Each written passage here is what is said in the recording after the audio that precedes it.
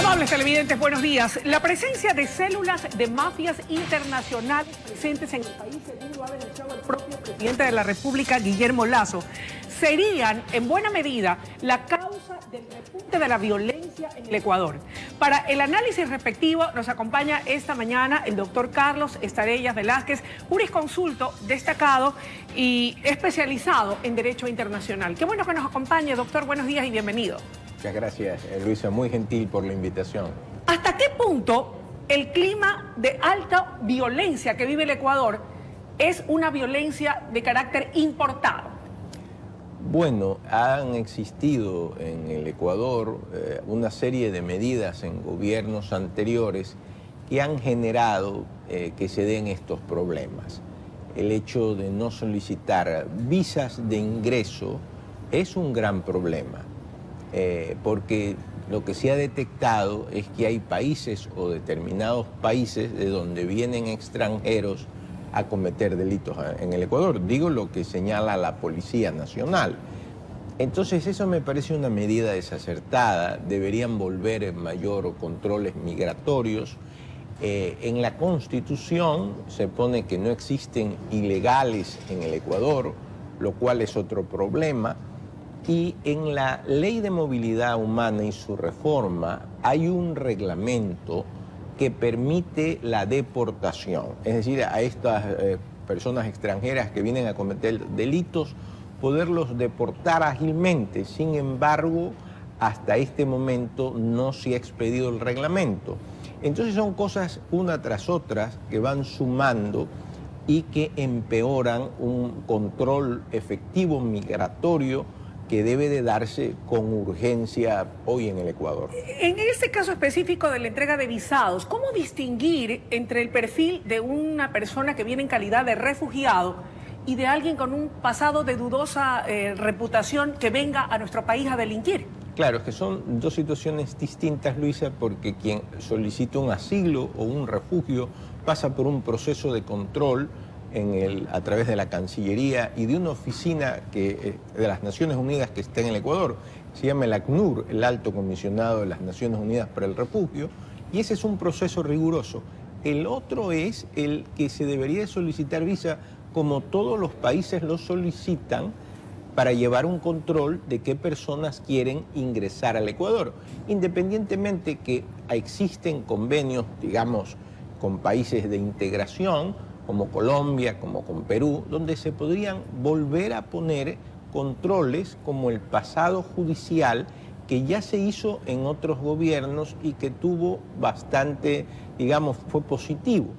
Pero a mí me preocupa más el no poder deportar, porque la deportación es necesaria cuando un extranjero comete un delito o comete un acto en contra del Estado. ¿Qué es lo que nos impide hacerlo? Está ya hecha la reforma a la Ley de Movilidad Humana, pero no existe el reglamento, y sin el reglamento no se lo puede hacer. Yo llamo y espero que el gobierno actúe en ese sentido, pero sí hay que tomar medidas urgentes ante esta delincuencia.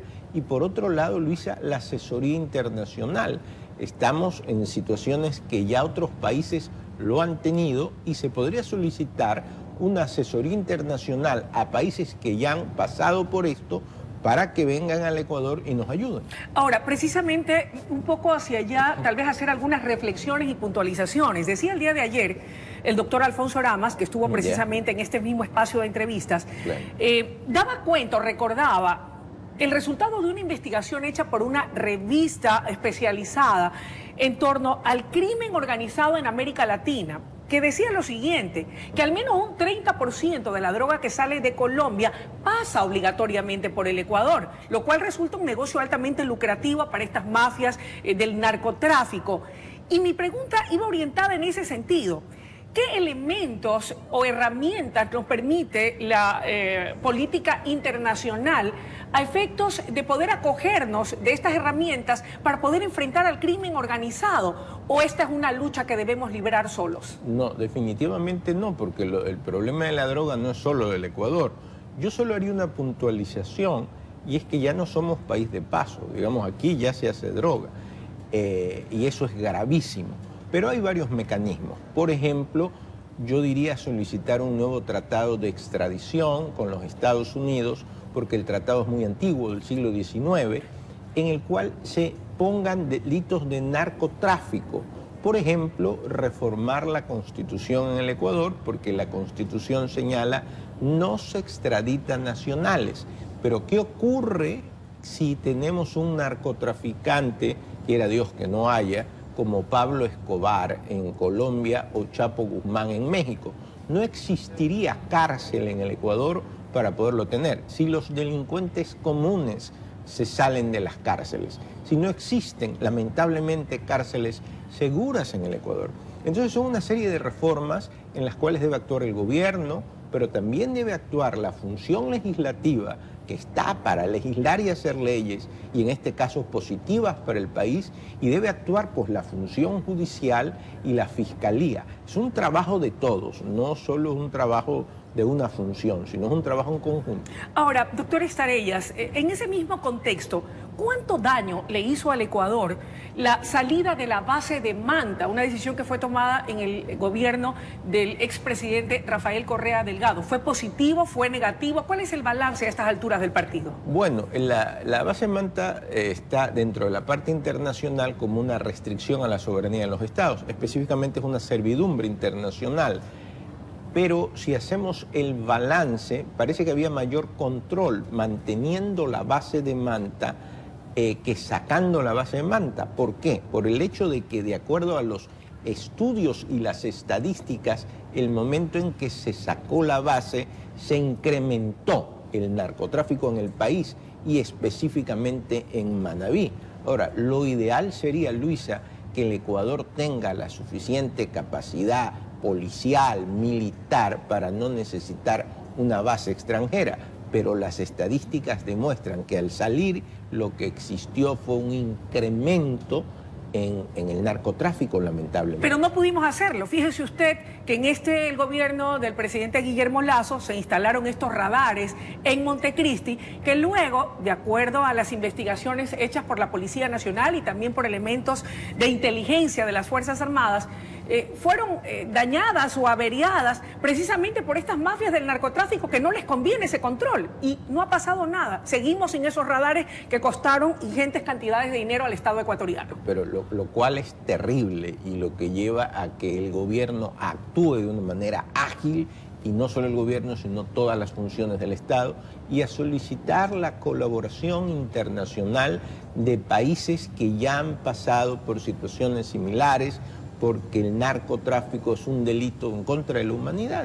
Ahora, Carlos, sin embargo, tenemos ya un convenio que permite la ayuda de los Estados Unidos de Norteamérica al Ecuador por su lucha contra el narcotráfico, pero a niveles de lo que es la región latinoamericana, ¿qué porcentaje de ayuda recibimos? ¿La recibimos solo de Estados Unidos?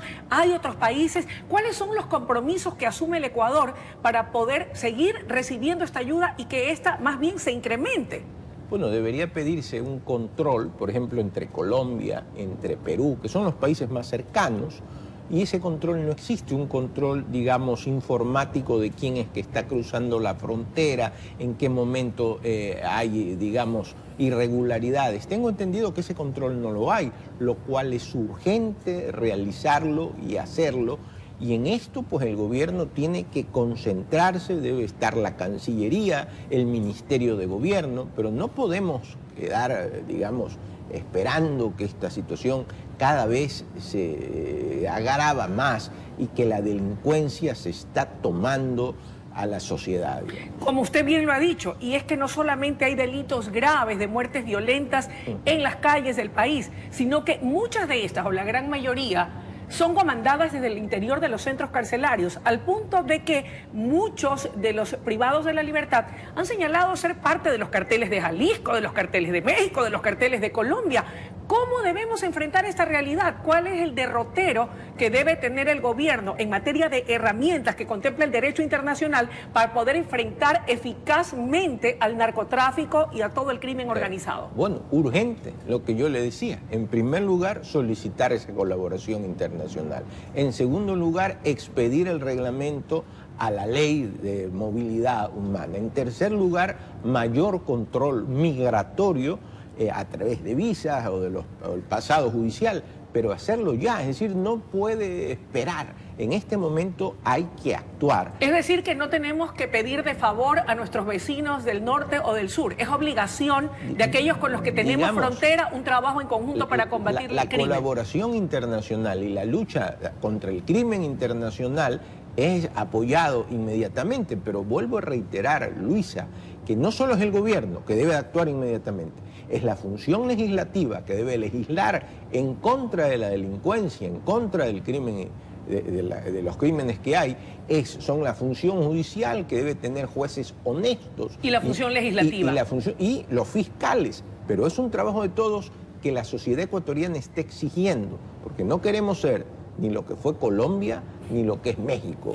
Gracias por su comparecencia esta mañana. Muy amable. Gracias. Amables televidentes, ha sido la presencia en nuestros estudios del doctor Carlos Estarellas, haciendo un análisis de lo que en materia de derecho internacional podemos hacer como Estado ecuatoriano para poder lograr un combate eficaz contra el crimen organizado, que como bien lo ha dicho, es una tarea que compete a todos.